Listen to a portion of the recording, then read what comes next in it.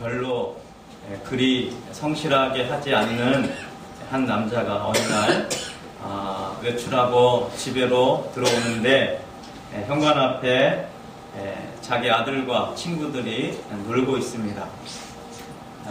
놀고 있길래 얘들아 너희 여기서 뭐하고 노니? 예배놀이 해요. 그러는 거예요. 예배놀이? 네, 예배하는 거, 예배 드리는 거 지금 같이 놀이하고 있어요. 그런데 아이들이 계속 손이 입으로 왔다 갔다 하면서 막 웅성웅성 시끄럽게 떠들고 있습니다. 그래서 너희들 예배놀이가 이상하다. 무슨 놀이니? 하고 물어보니까 그 아들이 하는 말이 네, 아까 찬양 드리고 기도하고 그 시간 다 지나고 지금은 예배 마치고 담배 피고 잡담하는 시간이에요. 그러더랍니다. 무엇을 말하는 것입니까? 아이들은 부모나 또 다른 사람들, 어른들이 하는 것을 그대로 따라하는 경향이 있습니다. 특히 안 좋은 것일수록 더욱더 그대로 따라하는 그런 경향을 보이고 있습니다. 좋은 것은 우리가 습관을 들이는 것이 굉장히 힘들고 왜 이렇게 어려운지 모르겠습니다. 그런데 좋지 않은 거, 나쁜 거는 누가 가르쳐주지 않아도 그것은 너무나 쉽게 우리가 배우고 한 번만 봐도 마치 내가 오래전부터 익숙했던 것처럼 그렇게 악한 일을 서슴없이 할 때가 많이 있습니다. 꼭 악하다고 해서 뭐 살인하고 그런 것을 가리키는 것이 아니라 우리 삶에 좋지 않은 것들은 너무나 빨리 배우는 그런 것을 보게 됩니다. 어른들의 행동 하나가 얼마나 중요한지 모릅니다. 그런데 이 어른들의 행동 하나하나 우리가 바르게 산다는 것 쉽지가 않습니다. 그래서 사실 하나님께서 교회라는 공동체와 더불어서 가정이라는 공동체를 허락해 주신 것입니다. 부모라고 100% 완벽할 수가 없습니다. 자녀라고 또 0%의 삶은 아닌 것입니다. 서로가 보완하며 서로가 가정이라는 울타리 안에서 하나님의 사랑을 배워갈 수 있는 아주 좋은 현장이라는 생각이 듭니다. 운동선수가 좋은 경기를 하기 위해서 날마다 땀 흘리고 훈련하듯이 이 가정이라는 곳은 우리 신앙생활과 우리 삶의 아주 좋은 훈련장이 되는 것입니다. 그 가운데도 자녀와 부모가 함께 예배를 드리고 함께 대화를 나누는 것이야말로 하나님의 말씀대로 가르치고 하나님의 삶으로 인도할 수 있는 아주 복된 길인 것을 저는 생각합니다. 꼭 그 부모가 자녀를 가르친다는 것이 자녀를 가르친다는 것만 해당되는 것은 아니라고 생각합니다. 오히려 부모가 자녀와 대화 나누며 말씀으로 가르치는 것은 자녀뿐만 아니라 오히려 부모 자신들에게 훨씬 더 유익한 일이 많다는 생각이 듭니다. 여러분, 우리가 주의 말씀대로 행하지 않으면서 자녀들에게 그것을 가르치는 것은 굉장히 힘들고 어려울 것입니다. 단지 너 이렇게 행해라 가르치는 것이 아니라 하나님의 말씀이 이렇게 말씀하고 있는데 우리가 이것을 가지고 어떻게 살아야 될 것이냐, 그것을 함께 나누고 대화 나눌 때 부모의 부족함도 서로 나누고 또 자녀들도 그 삶에 대해서 어떻게 살 것인가 함께 나누며 나아갈 때 부모도 그 안에서 유익함이 있고 자녀들에게도 큰 유익이 있을 것입니다. 정말 좋은 부모는 아무나 될 수 없다는 생각이 듭니다. 자녀들과 많은 대화를 나누면서 함께 나갈 수 있는 부모가 된다면 그 부모 또한 성장하고 부모 또한 좋은 부모가 되는 길로 나아가는 길이라 생각이 듭니다. 피아노를 가졌다고 누구나 훌륭한 피아니스트가 되는 것은 아닙니다. 그 피아노를 열심히 연말하고 연주를 하고 훈련을 해야 좋은 피아니스트가 될 수가 있듯이 우리가 자녀를 낳았다고 그냥 다 좋은 부모가 되는 것은 아닐 줄로 믿습니다. 우리가 좋은 부모가 되기 위해서 함께 가족들과 대화를 나누고 또 함께 예배를 드리고 함께 성경 말씀으로 같이 훈련해 나간다면 자녀들뿐만 아니라 부모가 먼저 주님 안에서 훌륭한 부모가 될 수 있는 지름길이 아닐까 하는 생각이 듭니다. 저는 왜 가정에서 부모와 자녀들이 대화를 많이 하지 않게 될까? 여러 가지 원인이 있겠지만 일단 부모가 자기 자신이 부모로서의 자격지심 때문에 그렇지 않은가 하는 생각도 해보게 됩니다. 나는 우리 자녀들에게 가르칠 만한 그런 수준이 안 돼. 난 성경 말씀도 잘 모르고 또 하나님에 대한 말씀대로 내가 살지도 않고 그러니까 나는 우리 자녀에게 말씀을 가르칠 자격이 없어. 그렇게 생각하는 사람들이 많이 있는 것 같습니다. 여러분, 저도 완벽하지 않습니다. 완벽해서 이 자리에 서 있는 것이 아닙니다. 우리 모두가 부족하지만 하나님의 말씀으로 함께 나누고 함께 대화하고 함께 그것을 가지고 더 깊은 적용의 삶을 함께 대화하며 나눈다면 그것이 오히려 우리의 삶을 편안하게 만들고 우리의 마음과 우리의 삶을 성장시킬 수 있는 그러한 길이 될 줄로 생각이 듭니다. 사도 바울이 완벽한 자가 아니었지만 그래도 많은 성도들에게 이렇게 얘기했습니다. 고린도전서 11장 1절에 보니까 내가 그리스도를 본받는 자 된 것 같이 너희는 나를 본받는 자 되라. 내가 그리스도를 본받는 자 된 것 같이 너희도 나를 본받는 자 되라. 여러분, 그리스도를 본받는 것이 먼저입니까? 아니면 바울을 본받는 것이 먼저입니까? 그리스도를. 물론 우선적인 우리의 순위가 그리스도를 본받는 것이 궁극적인 목표입니다. 그러나 그리스도는 보이지 않죠. 그래서 사실은 보이는 앞서간 성도들 혹은 부모님, 형제들이 먼저 그 삶을 보이면서 나를 따라와라. 그것이 곧 예수를 따라가는 그러한 삶이 될 것입니다. 그렇기 때문에 사도 바울이 그리스도를 본받는 자 되라. 물론 이것도 말하고 있지만 그 전에 뭘 얘기했습니까? 나를 본받는 자 되라. 그냥 나가 아니에요. 내가 어떤 나입니까? 그리스도를 본받고 있는 나. 내가 그리스도를 본받아가는 것처럼 나를 본받으라. 그러면 곧 그 사람도 누구를 본받는 것입니까? 예수 그리스도를 본받아가는 그러한 자가 되는 것이죠. 우리가 자녀들한테 너희는 나를 본받아라.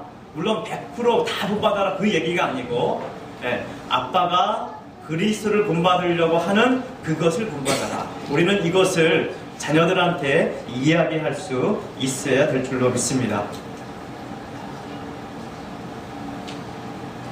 우리 한번 따라하겠습니다. 아들아 나를 본받으라. 딸아 나를 본받으라. 앞에 생략되어 있죠. 뭐가 생략되어 있습니까? 내가 그리스도를 본받는 것처럼 나를 본받으라. 이 이야기를 할 수 있는 우리 모두가 되기를 주의 이름으로 축원드립니다. 우리나라 부모님들, 우리나라뿐만 아니라 전 세계 부모가 마찬가지일 것입니다. 자식이 나보다 더 나은 삶을 살았으면 좋겠다라는 생각들을 다 가지고 있을 것입니다. 그래서 나보다 더 많이 배워야 되고 돈도 더 많이 벌었으면 좋겠고 나보다 더 출세했으면 좋겠다. 이것이 부모의 마음이요 부모의 심정일 것입니다. 옛날에는 교육물도 별로 없었습니다. 농사 짓는 것이 더 중요하니까 학교 보내는 거 별로 중요하게 생각하지 않았습니다. 그러나 교육하고 또 가르쳐서 우리 아이가 잘 배워서 출세할 수 있다면 얼마나 좋을까 하는 생각들이 오늘 우리 사이에 굉장히 행되어 있습니다. 그리고 어떻게 하면 우리 자녀들을 잘 키울 것인가 고민하면서 더 좋은 교육을 시키고자 애를 쓰면서 기르고 있습니다. 그러나 우리의 거는 소망이나 기대치와는 달리 우리 자녀들이 오히려 우리 기대하는 것에 미치지 못하는 경우가 굉장히 많은 것을 보게 됩니다. 그런데 이러한 마음을 안타깝게도 신앙생활에도 그대로 적용하는 경우가 많이 있습니다. 나는 열심히 신앙생활 잘하지 않으면서 우리 자녀는 신앙생활 열심히 했으면 좋겠다. 그래도 이 마음은 좀 다행인 것 같아요. 근데 어떤 부모는 심지어 너 출세하려면 신앙생활 그거는 뒤에 해라. 시간 남은 다음에 해라. 열심히 공부하고 좋은 대학 간 다음에 그 다음에 신앙생활 해라. 아니 좋은 직장 취직한 다음에 그 다음에 신앙생활 하라. 이렇게 말하는 부모도 심심치 않게 볼 수가 있습니다. 뭐 지금 우리 교회는 지금 아직 그 또래 세대가 별로 없지만 예전에 고3, 뭐 고등학생들, 수험생들 부모들 보면 다른 교회는 그런다 그래요. 오히려 중진들 가정에서 자녀들 오히려 열심히 교회 나가서 예배 드리라 이렇게 얘기해야 되는데, 야, 너 공부해야지. 예배는 잠깐만 드리고 계속 공부해야 된다. 그렇게 말하고 수련회 같은 것도 보내지 않고 그렇게 하는 부모가 있다고 합니다. 잘 가르치는 것입니까? 모르겠습니다. 개인적으로 잘 가르친다고 생각할지 몰라도 분명히 말씀드릴 수 있는 것은 성경적인 교육은 아니다. 그렇게 말씀드릴 수 있습니다. 한번 따라하겠습니다. 성경적인 교육은 아닙니다. 성경적인 교육은 아닙니다. 무엇이요? 신앙생활을 나중으로 뒤로 미루는 것은 성경적인 교육은 분명 아닙니다. 성경은 하나님을 우선으로 하는 그 신앙생활을 가르치면 하나님께서 그 자녀들을 지혜롭게 하고 또 삶과 인격과 여러 가지 삶 가운데서 하나님의 길로 인도해 주실 것이라고 말씀해 주고 있습니다. 하나님 알아가는 것이 우선이라고 그렇게 말씀해 주고 있는 것을 볼 수가 있는 것입니다. 사도 바울이 나를 본받아 되라고 말했던 것처럼, 야 아들아 너는 나같이 살지 말라, 그렇게 말하는 부모가 아니라 나처럼 살아라. 내가 주님을 본받으려고 애쓴 것처럼 너도 주님을 본받으려고 애쓰는 그러한 자가 되라. 그렇게 말할 수 있는 부모가 되기를 다시 한번 주의 이름으로 축원드립니다. 하나님께서 부모로서의 맡겨주신 그 책임을, 신성한 부모의 책임을 잘 감당하기를 원하십니다. 히브리 민족들은 부모들이 자녀 교육을 책임졌습니다. 근데 오늘날 우리의 현실을 보면 부모가 자녀의 교육을 책임지는 것이 아니라 어디에 맡겼습니까? 학교에 맡기고 혹은 교회에 맡겨버리고, 부모는 그냥 돈 벌어서 자녀들을 먹이고 살리고 학원 보내는데 그것으로 부모의 책임을 다하는 것처럼 그렇게 생각하는 경우가 굉장히 많이 있습니다. 근데 성경에 보면, 신명기 말씀에도 보면 말씀 가르치는 것 누가 하라고 그랬습니까? 부모가 하라고 말씀하고 있습니다. 집에 있을 때나 밖에 있을 때나 부모가 그 자녀들을 가르치라고 그렇게 분명하게 말씀해 주고 있습니다. 그러면 자녀들에게 1차적으로 신앙 교육시키는 것 누구의 책임입니까? 부모의 책임입니다. 목사의 책임이 아니고 교회 학교 선생님의 책임이 아니라, 그리고 학교 책임이 아니라 먼저 1차적으로 부모에게 책임이 있다는 것입니다. 부모가 잘 가르치라고 성경은 우리에게 말씀해 주고 있습니다. 오늘 본문 말씀 잠언 22장 6절 말씀에 보면, 마땅히 행할 길을 아이에게 가르치라. 그리하면 늙어도 그것을 떠나지 아니하리라. 어릴 적일수록 말씀을 가르치는 것이 좋습니다. 내년도에는 우리 교회가 암송하는데 조금 더 전력을 기울였으면 좋겠다는 생각이 듭니다. 암송은요, 머리로 하는 것이 아닙니다. 똑똑한다고 암송 잘하는 것이 아닙니다. 암송은 누가 잘합니까? 계속해서 반복하는 사람이 잘합니다. 그리고 암송을 많이 하다 보면 요령이 생깁니다. 저희 노예 이런 기술을 많이 갖고 있는 목사님이 계시는데 그 목사님이 그러더라고요. 암기는 요령이다. 암기는 기술이다. 암기를 많이 하다 보면 뇌가요, 암기하는 그 기술이 습득이 됩니다. 머리가 발달이 됩니다. 그리고 뭐가 예방이 되겠습니까? 치매가 예방이 되죠. 여러분, 물론 어르신들 될수록 점점 뇌가 쇠퇴합니다. 근데 뭐가 쇠퇴하냐면요, 단기 기억이 점점 짧아지는 거예요. 그러니까 언제 걸 잘 잊어버리니까? 조금 전에 거를 잊어버리는 거예요. 옛날 걸 잊어버리는 게 아니라 조금 전에 거를 잊어버립니다. 단기 기억이 조금 쇠퇴하시는 것이지 암기하는데 크게 지장이 없어요. 우리 옆 사람에게 암기하는데 크게 지장이 없습니다. 암기하는데 크게 지장이 없습니다. 예, 전에도 어르신들 암송하라 그러면은 그런 말씀을 자주 해요. 아유, 저는 머리가 잘 나빠졌어요. 이제 금세 잊어버려요. 예, 물론 예, 암송한 거 바로 잊어버릴 수 있습니다. 근데 반복하고 또 반복하면 뇌의 여러 가지 기능 중에 단기 기억하는 그 저장하는 곳이 있고요. 뇌가 하나님께서 신기하고 오묘하게 만드셨어요. 자꾸 반복하면 어떻게 인식하느냐? 아, 이거는 중요한 것이구나 하고 그 기억을 어디로 가져가는지 아십니까? 장기 기억 저장하는 곳으로 딱 저장해 놓습니다. 그러면 이거는 잊어버려요? 안 잊어버려요? 안 잊어버려요. 물론 가끔 이 말할 때 혀가 꼬이거나 입이 꼬여가지고 잘 안 나올 때 있어도 그 기억은 거의 잊어버리지가 않습니다.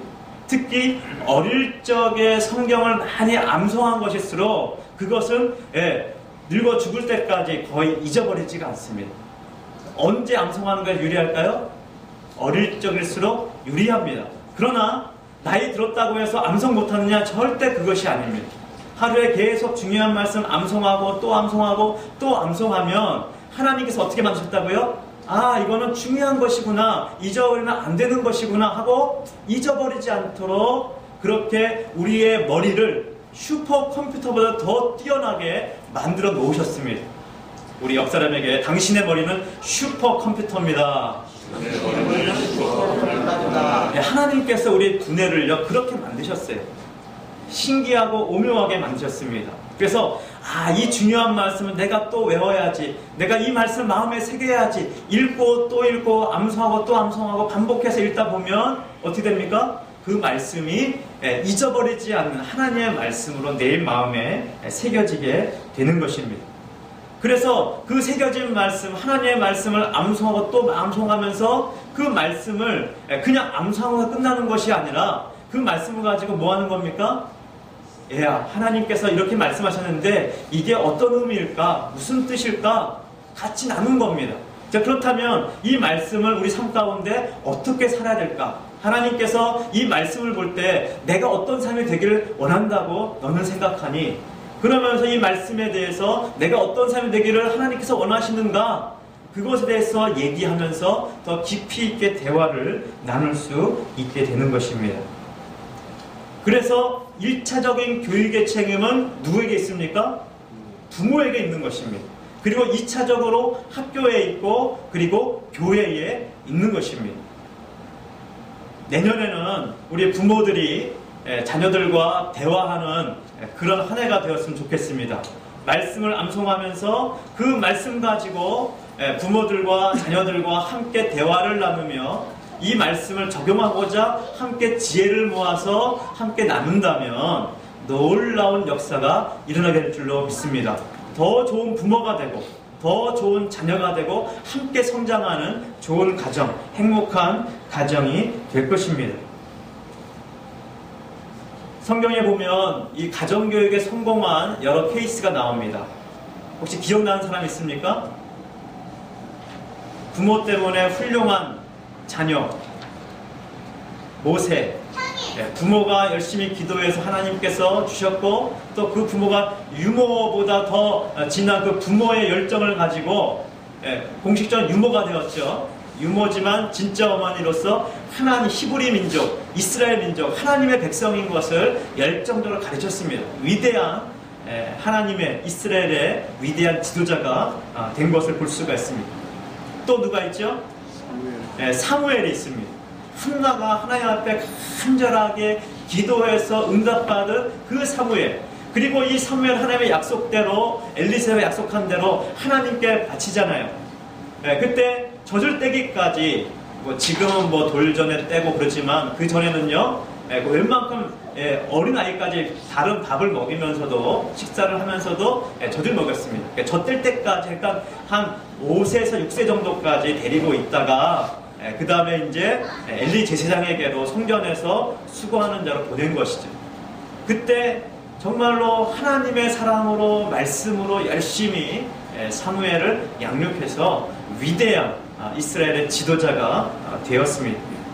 또 신약의 바울의 아들과 같이 제자와 같이 행했던 사람이 있죠.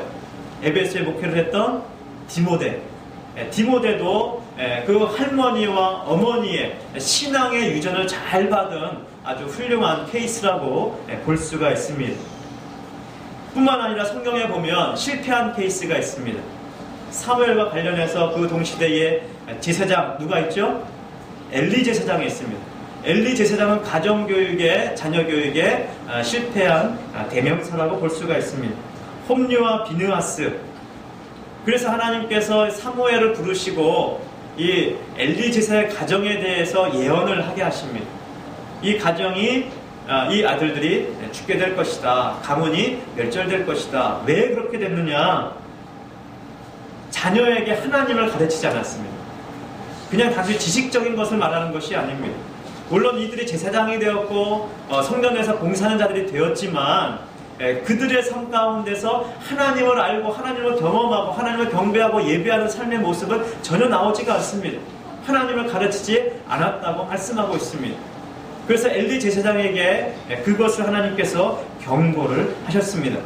이 경고는 비단 엘리 제사장뿐만 아니라 오늘 우리에게 주시는 하나님의 경고로 받아들이기를 주의 이름으로 축원합니다. 어떤 부모는 신앙이 너무 좋은지 에이 우리 자녀들 하나님이 다 길러주실 거야 하면서 자녀에 대해서 무관심할 수 있는 그러한 부모들이 많이 있는 것 같습니다. 여러분 이것이 믿음이 좋은 것일까요? 결코 그렇지 않습니다. 물론 단은 맞습니다. 하나님이 우리 자녀를 길러주실 거야.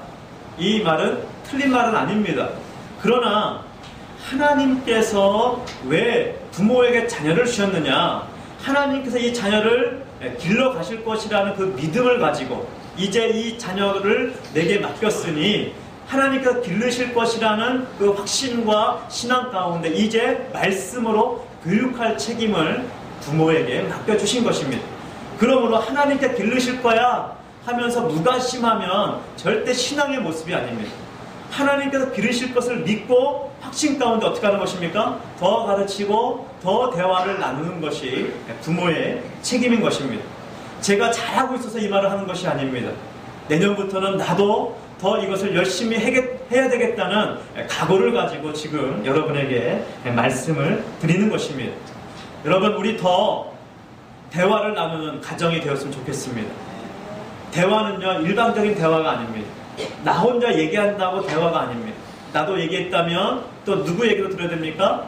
아내의 얘기도 들어야 되고 또 자녀들의 얘기도 들어야 되고 그래서 함께 대화가 오고 가는 교통이 되는 일방통행이 아닌 양방통행, 쌍방통이 되어서 정말로 말씀 안에서 하나 되고 그러함으로 서로가 성장되는 복된 한 해가 되기를 간절히 소원합니다. 여러분 무관심하는 것 못지않게 자녀 교육에 아주 안 좋은 것이 있습니다. 무관심하고 굉장히 안 좋은 거예요. 제일 안 좋은 거예요. 그러나 무관심한 것 못지않게 안 좋은 부모들의 반응이 있습니다. 뭘까요? 과잉보호입니다. 너무나 자녀를 사랑해서 너무 오냐 키우는 거예요. 자녀가 원하는 것이라면 다 해주는 것 이거 결코 좋지 않습니다. 처음에는요 자녀가 원하는 것 해주면 안 돼요. 그거를 무시하라는 얘기가 아니고 자녀가 막 해달라고 때를 쓰잖아요. 어릴 적에는 뭘 씁니까? 때를 써요. 그러니까 때를 쓸 때는 절대로 들어주면 안 됩니다. 근데 많은 부모님들이 마음 약해서 그 아이를 잡지 못하고 때를 쓰면 막 울고 매달리면 그것이 안쓰러워서 어떻게 해줍니까? 그것을 그냥 들어줍니다. 아이고 내 사랑하는 아들 내가 왕자 취급해야 세상에서도 왕자로서 이렇게 대접받지. 물론 그 마음은 아주 좋은 태도입니다.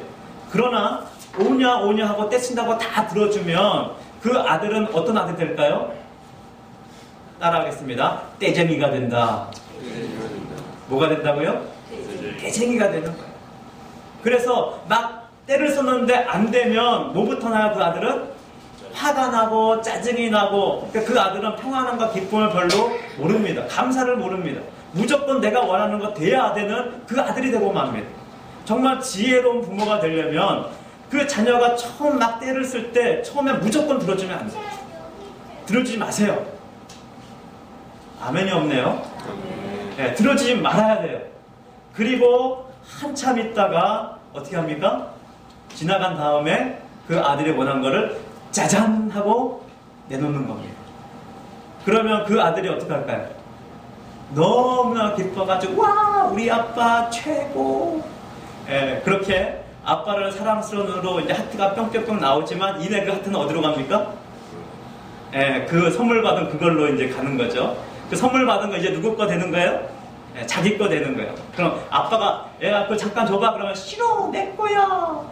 예, 애들은 그렇게 갑니다. 그러면 야 이놈아 아빠가 사줬잖아. 그래도 안중이 없어요. 예, 자기 거예요. 아빠가 지금 뺏으려고 하면 아빠한테도 안 뺏기려고 하는 것이 아이들의 심리입니다. 아직 성숙하지 못한 그런 마음을 갖고 있는 것이죠. 그러나 당장은 성숙할 수 없지만 계속해서 사랑으로 그렇게 길러간다면 좋은 예가 될 것입니다. 오늘 본문 말씀 잠언 13장 24절에 보면 우리 다시 한번 같이 한번 읽겠습니다. 매를 아끼는 자는 그의 자식을 미워함이라 자식을 사랑하는 자는 근실히 징계하느니라. 예. 자, 매를 아끼면 자식을 어떻게 하는 것이라고요? 미워하는 것이다. 아마 그런 책도 책 제목이 자녀를 때리는 것은 올바른 교육이 아니다. 뭐 책 제목도 이런 거 사지만 이런 종류의 책도 있다고 합니다. 물론 어느 의미가 다르겠지만 뭐 징계를 없앤다는 의미는 아니겠지만 성경에 보면 채찍을 들고 징계하는 것은 자녀를 사랑하는 길이다 말씀하고 있습니다. 제가 자주 말씀드리지만 징계할 때도 지혜가 필요합니다. 무조건 잘못할 때마다 매를 드는 것은 절대 지혜로운 방법은 아닙니다. 잘못할 때 뭘 해야 됩니까? 때를 쓸 때도 경고를 해야 됩니다. 너 떼쓰면 아빠 안 들어줄 거야. 너 떼쓰면 엄마가 안 들어줄 거야. 떼쓰지 말고 울지 말고 네가 원하는 거를 얘기해봐. 그리고 그것에 대해서 부모가 계속 지금 안 되면 왜 안 되는지 아이들한테 설득하고 이야기를 해야 됩니다. 그래도 말이 안 들을 때는 어떻게 합니까? 뭐가 들어가야 되죠? 경고가 들어가야 돼요. 너 이렇게 말 안 들으면 3번 경고하면 그 다음에는 뭐다? 맴매다. 아주 아프게 때릴 거야 하고 경고를 해야 됩니다. 경고 없이 때리는 것은 아이가 사전 지식 없이 무조건 당하는 것이기 때문에 결코 지혜롭지 않습니다. 잘못된 것에 대해서 말하고 경고하고 너 이렇게 계속하면 때릴 거야. 아빠가 때릴 거야. 그렇게 말을 한 다음에 그 행동을 할 때 어떻게 합니까? 경고를 하는 것입니다. 다릅니다. 아주 엄하고 무섭게 아주 단호한 태도로 이건 잘못된 거라고 분명하게 얘기를 해줘야 됩니다. 한 번 경고다. 그 다음에 또 그것을 하면 몇 번째 경고예요? 2번 경고다. 자, 그 다음에 3번 경고. 그러면 이제 어떻게 됩니까? 매를 드려야 되는 것입니다. 근데 매를 들 때도 또다시 한번 잘못한 것에 대해서 어떻게 해야 돼요? 얘기를 해줘야 돼요. 얘기를 하고 아빠가 너 잘못한 거 인정하면 그 아이가 인정하면 용서해줘야 됩니다. 자, 근데 여러분 잘 들으셔야 돼요. 용서하면 매를 안 때리느냐? 그게 아니에요. 용서를 했지만 마음으로 네가 인정하면 용서했지만 그래도 네가 잘못했고 아빠가 약속했기 때문에 너는 매를 맞아야 된다. 그래서 매를 때려야 됩니다. 그럼 이때 매를 때릴 때 강도를 어떻게 때려야 될까요? 1번 죽도록 때린다. 2번 거반 죽도록 때린다. 3번 아프게 때리면 자녀가 너무 아프고 내 마음이 아픔으로 살살 때린다. 자, 몇 번일까요?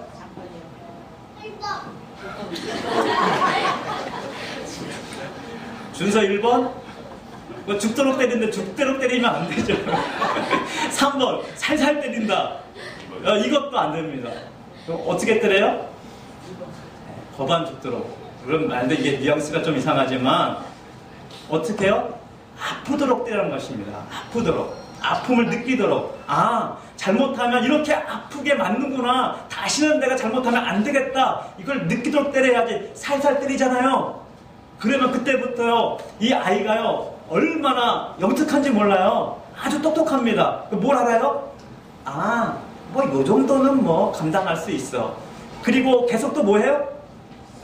예, 또 그걸 하는 거예요. 또 그걸 해요.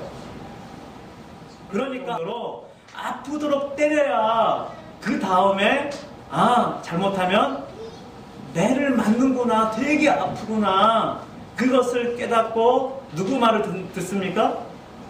부모 말을 들어요. 여러분, 스승의 날 그럴 때 옛날 학생들이 다 커서 선생님을 찾아오는 경우가 있습니다. 주로 어떤 학생이 찾아오는지 아십니까? 선생님한테 뭐 한 학생이요? 매 맞은 학생이 찾아옵니다. 그럼 부모 간에 그리고 스승 간에 이 매는 얼마나 중요한지 몰라요. 학교의 선생님들한테 다시 매를 때릴 수 있는 권한과 권세와 권위를 주어야 됩니다. 그걸 주지 않으면 좋은 교육이 나올 수가 없는 것입니다. 그런데 조금만 부모님, 선생님이 자녀를 때렸다 그러면은 요즘 부모님도 어떻게 합니까? 다 그런 건 아니지만 일부 몰상식한 부모가 쫓아가서는 뭐 선생님 멱살도 붙잡고 애들 다 보는 앞에서 선생님의 경위를 막 권위를 흔들어 놓습니다. 그래 놓고 그 선생님한테 배우라고 그 부모가 그 학교에 보내요. 그럼 자녀가 그 선생님한테 배우겠습니까? 이미 권위가 다 흔들려 버렸는데 저 선생님한테 배울 거 없어. 존경심도 하나도 없고 그러면 그 아이는 선생님한테 배우려고 하는 열정도 의지도 하나도 없는 것입니다. 동기부여가 없는 것입니다. 그런데 학교 보내면 무슨 소용이 있습니까? 먼저 선생님의 권위를 세우고 난 다음에 선생님한테 잘 배워라. 선생님은 훌륭한 분이시다. 선생님을 직접 세워야 그 아이가 선생님한테 말씀을 배우고 또 지식도 배우고 살아가는 법을 배우면서 성장할 수가 있게 되는 것입니다. 그럼 부모의 권위와 권세는 어디 있습니까? 권위주의자가 되는 것은 나쁜 것이지만 하나님이 주신 바른 권위를 가지고 바르게 가르치는 것은 굉장히 중요합니다. 부모님들이요, 부모의 권위를 회복하는 부모님들 되시기를 주의 이름으로 축원합니다. 그래서 잘못할 때는 때려야 돼요. 때릴 때 대신 감정을 아주 그냥 충만하게 담아서 때리면 절대로 안 됩니다. 그래서 제가 때리기 전에 뭐 하라 그랬어요? 네가 잘못한 것이 무엇인지를 계속 얘기하는 겁니다. 얘기하다 보면 이 감정이, 물론 감정이 없을 수가 없죠. 잘못한 거 보면 화가 납니다. 분이 납니다. 저 자식이 아빠 말 안 듣고 저도 또 하고 있네. 뭐 화가 나요. 그때 때리면 감정으로 때리는 거예요. 그래서 뭘 잘못했는지 조곤조곤 얘기를 하는 것입니다. 얘기를 하다 보면 어떻게 돼요? 화나 분이 가라앉죠. 그리고 차분해진 마음으로. 그러나 때릴 때는 어떻게 해요? 아주 세게. 그 대신 뭐 뼈 부러진 데 때리시면 안 돼요. 살 많은 거. 제가 때려보니까 어디가 제일 좋으냐? 어디가 제일 좋을까요? 제일 많은 거. 엉덩이. 엉덩이가 제일 좋습니다.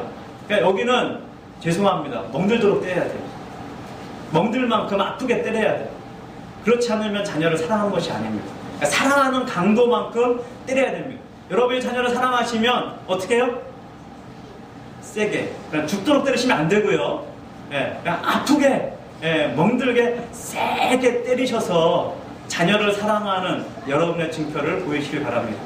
그러나 여러분 이제 다 큰 자녀 못 때립니다. 언제 때려야 돼요? 어렸을 적에. 오늘 목사님이 자녀를 때린다 그랬어.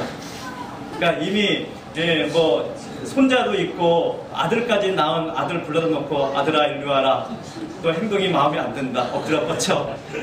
그리고 때리는 것은 이미 늦은 것입니다. 그때는 말로 해야지. 왜 다 말로 알아들을 수 있으니까 말로 해도 충분합니다. 그러나 언제요? 어릴 적에. 제가 볼 때는 될 수 있는 대로 6살 전이 좋은 것 같아요. 6살 전. 물론 그 조금 큰 후에도 뭐 때릴 수는 있겠지만 그 이후에는 이제 때리는 것은 상당히 좋습니다. 어릴 적에 바르게 키워나가는 것이 중요하다는 생각이 듭니다. 자, 그러면 우리가 성경적인 자녀 교육 가운데 무엇을 가르쳐야 될 것인가? 두 가지 면에서 가르쳐야 되는 생각이 듭니다. 하나는 신앙적인 차원에서, 또 하나는 윤리적인 차원에서 가르쳐야 될 것입니다. 물론 둘 다 성경에 말씀하고 있는 것입니다. 첫 번째는 하나님을 가르쳐야 됩니다. 이스라엘 백성이 망하는 이유를 선지자들을 통해서 하나님께 뭐라고 말씀했습니까? 이 백성이 나를 알지 못해서 망한다. 그렇게 성경 말씀에 가르쳐주고 있습니다. 이것은 지식적인 안미 아닙니다. 하나님을 경험하는 하나님을 바로 아는 그 삶을 가리키는 것입니다. 하나님을 경험할 수 있도록, 하나님을 알 수 있도록 계속 대화하면서 하나님이 어떤 분이신가, 우리 삶 가운데 어떻게 역사하셨는가, 하나님이 이 아빠의 삶 가운데 어떻게 역사하셨는가, 그것을 얘기하는 것입니다. 그것을 나누는 것입니다. 내가 아는 하나님은 이런 하나님이시다. 내 삶 가운데 하나님께서 이렇게 역사하셨다. 그것을 경험한 것을 나누어주고 자녀들도 그 하나님을 경험할 수 있도록 그 기회를 제공해 주어야 되는 것입니다. 자, 두 번째는 성결하고 순결하도록 가르쳐야 됩니다. 엘리 제사장의 그 자녀들은 하나님을 알지 못했습니다. 그리고 순결하고 성결하지 못했습니다. 성전에 오는 여인들을, 성전한 여인들을 범했다고 성경은 기록해주고 있습니다. 하나님 앞에서, 그리고 있을 수 없는 그 일을 감히 범했다고 말씀해주고 있습니다. 하나님도 모르고 성결과 순결한 삶도 그들은 살지 않았던 것입니다. 오늘 우리 삶 가운데 우리 자녀들의 삶이 성결하고 순결한 삶이 될 수 있도록, 윤리적으로 타락하지 않도록 우리는 그것을 가르쳐야 될 것입니다. 엘리의 실수는 바로 그것이었습니다. 하나님에서 가르치지도 않았고 순결에 대해서, 성결에 대해서 가르치지 않았습니다. 그냥 알아서, 지들이 알아서 크겠지, 그냥 무관심하게 내버려 뒀던 것입니다. 무관심도 문제지만 과잉보호도 문제입니다. 그러나 우리가 하나님 앞에 애들을 때린다고 감정적으로 대해서는 결코 안 될 것입니다. 자녀들과 잘못된 것이 있다면 하나님의 말씀에 비추어서 왜 잘못됐는지, 무엇이 잘못됐는지, 하나님께서 무엇을 원하시는지 그것을 충분히 대화하고 이야기해서 정말로 우리 가정이, 또 우리의 삶이, 자녀들과 부모가 함께 성장하고 함께 성숙하고 함께 행복할 수 있는 우리 모두가 되기를 주님의 이름으로 축원드립니다. 우리 역사배에게 함께 행복합시다. 함께 성장합시다. 성장합시다. 기도하겠습니다.